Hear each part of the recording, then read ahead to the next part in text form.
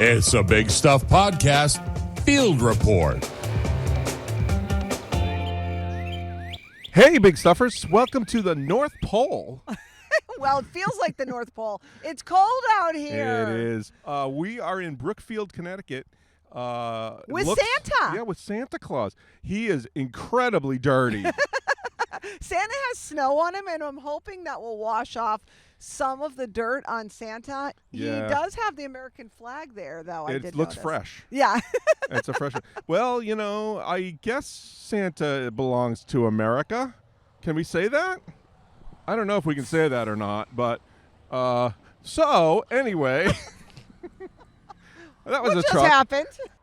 So anyway, he's a fiberglass, and he is incredibly dirty.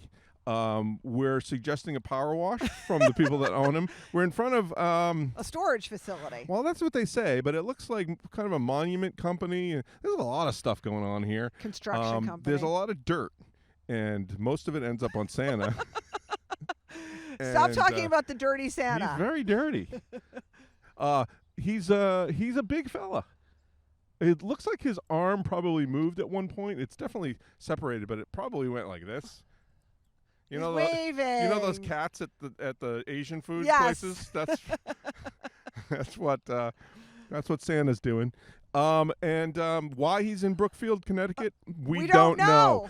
There's not a lot about him. We really don't know the history about him. Not Santa. We certainly know the history of Santa. But Santa was very good to me growing up. Yes, he's a great guy.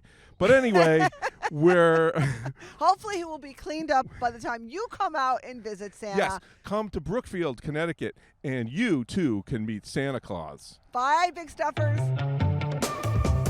Thanks for watching. Get all of our episodes and field reports at BigStuffPodcast.com.